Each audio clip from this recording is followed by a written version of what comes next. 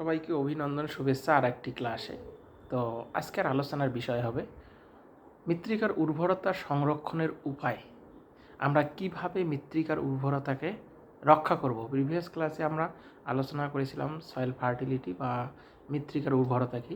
আজকে আমরা আলোচনা করব এই উর্বরতাকে আমরা কিভাবে সংরক্ষণ করব। তো তোমরা ভিডিওটা পুরোটাই দেখবে, তাহলে বুঝতে পারবে আমরা মৃত্তিকার উর্বরতা সংরক্ষণ কিভাবে করব। হ্যাঁ, the method of soil fertility. তো আমরা জানি যে মৃত্তিকার উর্বরতা হলো যে যে পুষ্টিমৌলগুলো, সেগুলো যে মৃত্তিকার মধ্যে যে অন্তর্নিহিত পুষ্টিমৌলগুলো সেগুলোকে রক্ষা করাই হচ্ছে, বা সেগুলো যেন সঠিকভাবে থাকে, যদি থাকে তবেই সেটা হচ্ছে ফার্টিলিটি। তো আমরা কিভাবে এটা রক্ষা করব? তাহলে এটা প্রথম যেটা করতে হবে সেটা হচ্ছে ভালোভাবে জমি কর্ষণ। আমরা চাষবাস করার জন্য কী হয়, জমিটাকে কর্ষণ করি। জমি কর্ষণ, এই মৃত্তিকাকে যদি আমরা ভালোভাবে কর্ষণ করি তাহলে জমির উর্বরতা বা সয়েল ফার্টিলিটি এমনি বেড়ে যাবে। এর ফলে মৃত্তিকা কী হবে, আলগা হবে, তাছাড়া আগাছা সহ বিভিন্ন যে শস্যাবেশ যে মৃত্তিকায় চাপা পড়ে জৈব পদার্থের সৃষ্টি হয়, এবং এর ফলে কী হয়, মৃত্তিকার বায়ু চলাচল সহজ হয়ে যায়, এবং ভৌত এবং রাসায়নিক এবং যে বিভিন্ন জৈব পরিবর্তনের মাধ্যমে এই মৃত্তিকা বজায় থাকে। তা ভালোভাবে জমি কর্ষণ করতে হবে। আর দ্বিতীয় সেটা হচ্ছে উপযুক্ত ফসল নির্বাচন। আমরা কী ধরনের ফসল করব সেটা তার উপর অনেকটা এটা নির্ভর করবে।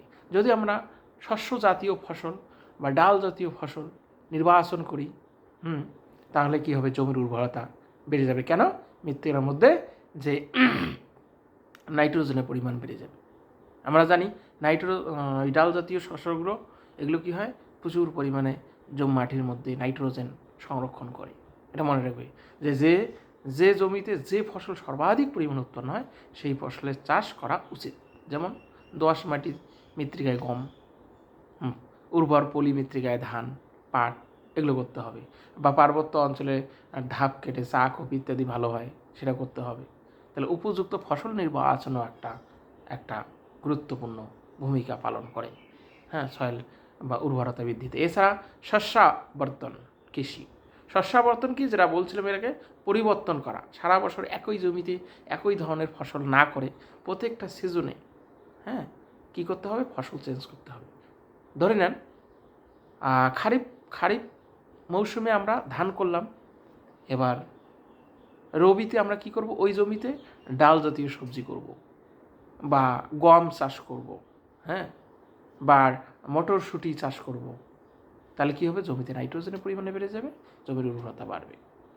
বোঝা গেল? তাহলে এর ফলে কী হবে, জমির উর্বরতা বেড়ে যাবে। এছাড়াও যেমন জমিতে সবুজ সারের ব্যবহার।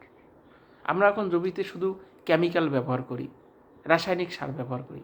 আমরা ভুলে গেছি যে সবুজ সারের ব্যবহার আমাদের জমিতে করতে হবে। তাহলে কি হবে, জমির উর্বরতা বাড়বে।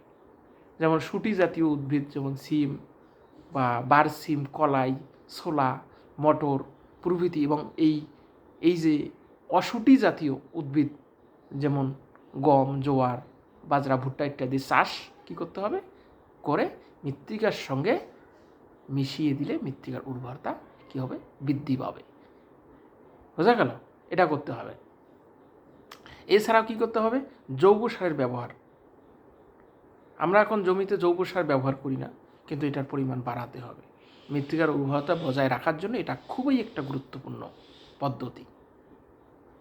যেমন ডাল, গাছপালার ডাল, ফুল, ফল সহ বা উদ্ভিদের যে অন্যান্য দেহাবশেষ পচিয়ে বা মৃত্তিকার হাড়, গোবর, গোমূত্র ইত্যাদি মৃত্তিকার জৈব সার হিসাবে প্রয়োগ করলে কি হবে, মৃত্তিকার উর্বরতা বাড়বে। এটা মনে রাখতে হবে। এছাড়াও যেমন অজৈব সারের ব্যবহার। জৈব সারের সব রকম পুষ্টি উপাদান থাকে না বলে জৈব সারের সঙ্গে মৃত্তিকার কিছু অজৈব ও রাসায়নিক সার প্রয়োগ করলে মৃত্তিকার কী হয়, পুষ্টি মৌলের পরিমাণ বেড়ে যায় এবং মাটির উর্বরতা বেড়ে যায়। এটা মনে রাখতে হয়। এবং মৃত্তিকায় যে উপযুক্ত আর্দ্রতা সংরক্ষণ, এটাও একটা কিন্তু কনজারভেশন অফ হিউমিডিটি, এটাও একটা গুরুত্বপূর্ণ ভূমিকা পালন করে সংরক্ষণের ক্ষেত্রে। কারণ মৃত্তিকা অতিরিক্ত জল থাকলে ধৌত পরীক্ষায় বেশি শক্তি হয়, ফলে খনিজ উপাদান নিচের স্তরে চলে যায়। তখন কি হয়, মৃত্তিকার উর্বরতা কমে যায়। তো এটা করলে যে মৃত্তিকার উপযুক্ত আর্দ্রতা সংরক্ষণ থাকে, তাহলে মৃত্তিকার উর্বরতা এমনি বেড়ে যায়। এটা একটা গুরুত্বপূর্ণ ভূমিকা পালন করে, মনে রাখবে। তো মনে রাখবে তাহলে এইভাবে আমরা এইসব পদ্ধতির মাধ্যমে মৃত্তিকার উর্বরতা শক্তি বাড়াইতে পারি। তাহলে আমরা এই জিনিসগুলো দিকে যদি আমরা খেয়াল করি বা লক্ষ্য করি, তাহলে জমির উর্বরতা এমনি আমাদের বেড়ে যাবে। বোঝা গেল? তো আজকের আলোচনা এই পর্যন্ত। সবাইকে অনেক অনেক ধন্যবাদ।